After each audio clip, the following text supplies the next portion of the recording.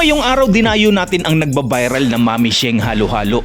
Dito lang yan sa Tayuman Street, Santa Cruz, Manila. At ang landmark nila ay sa tapat lang ng Gets Hotel kaya madali mong makikita. Sabi ko nga timing ang pagpunta namin dahil wala gaanong customer. Kaso lang may nagsabi sa akin, meron daw pila. At ito na nga ang bumulaga sa amin.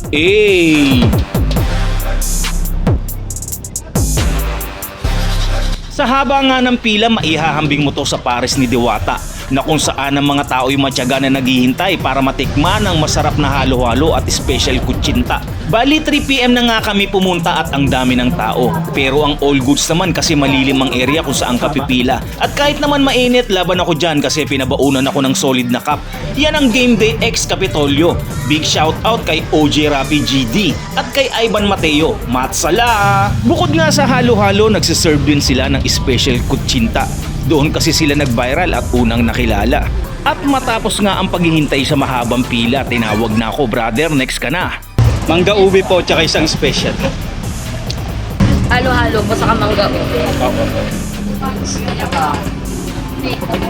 Hanggang ano oras kayo bukas, ma'am? Ako po, may supply po. Minsan hanggang 9. Pero araw-araw po kayong open? Opo. Pero magpo-post po ako sa page namin, ipapag-post po kami. Okay. Hindi kami mag-open. Nag-start kayo, ma'am, ng anong oras?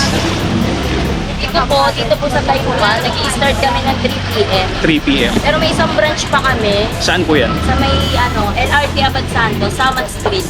Baka soon magtatayo din tayo sa Moriones, Tondo. Mga ka-all goods, marami ka nga ditong pagpipilian mula sa mais con yelo, Milo, makapuno, ube at abokado. At depende naman sa iyo kung anong kombinasyon ang gusto mong magkahalo. Sa halagang 50 to 70 pesos ay matitikman mo na ang special na con yelo o halo-halo. At sa halagang 35 to 50 pesos ay matitikman mo din ang special na kutsinta. Medyo agahan mo nga lang kasi nakita mo naman ang pila, napakahaba. At kung dumating ka na nga sa part na to, maaaring like and follow mo na. I-share mo na din to sa mga tropa mo na mahilig mag-food trip.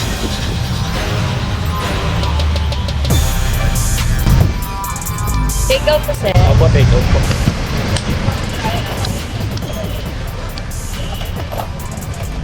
Thank you, Mami Sheng. Try na natin.